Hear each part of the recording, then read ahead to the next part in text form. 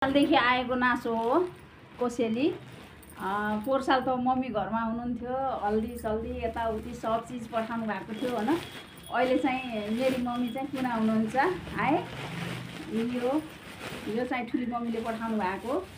यहाँ के छ हेरौँ। चाउचाउ छ, यसमा मुसुराको दाल छ, अरू चाहिँ माइजूले पठाउनु भएको छ। यो के हो? यो केराउको दाल, यो चाहिँ मुसुर हो,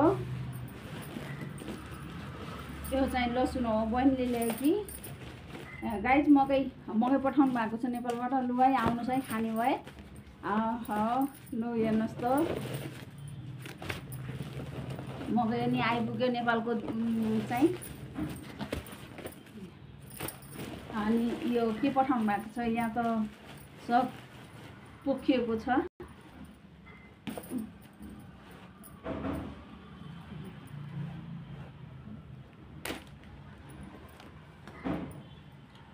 कैँची कहाँ गयो चोरो?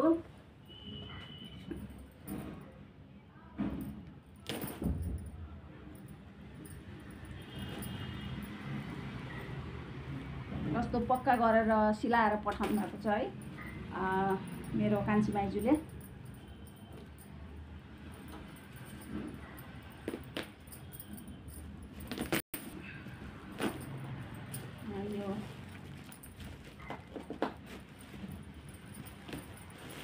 यो चाहिँ अचार, आँपको अचार पठाउनु भएको छ।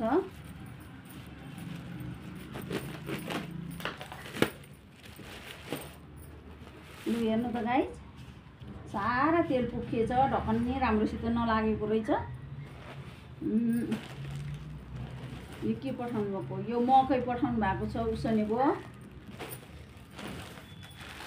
यो चाउचाउ,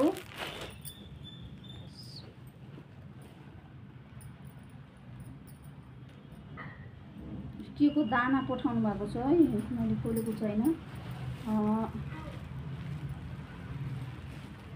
बोडी पठाउनु भएको छ। सब तेल पोखिएर यतातिर बिजोग भएछ।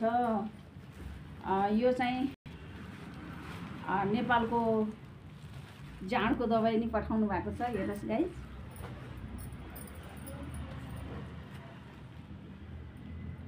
यो भट्ट नि पठाउनु भएको छ, पहाडदेखि ल्याउनु भएको रहेछ।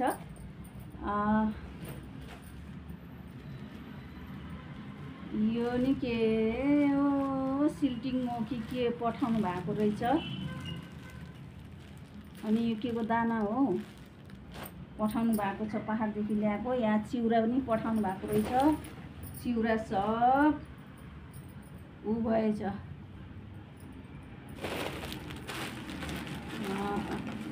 चाउचाउ पनि पठाउनु भएको छ, 2टा प्याकेट खोलेर हेर्दैछु। 2टा प्याकेट चाउचाउ पठाउनु भएको छ कान्छी माइजूले। अरू सबै कान्छी माइजूले पठाउनु भएको हो। आफ्नो ज्वाइँको लागि यो मेगासिरी भन्छ कि गुटका भन्छ के भन्छ, यो नि पठाउनु भएको रहेछ है गाइज। लु मकै, नेपालको मकै आएको छ, खाने भए आउनु होला है त।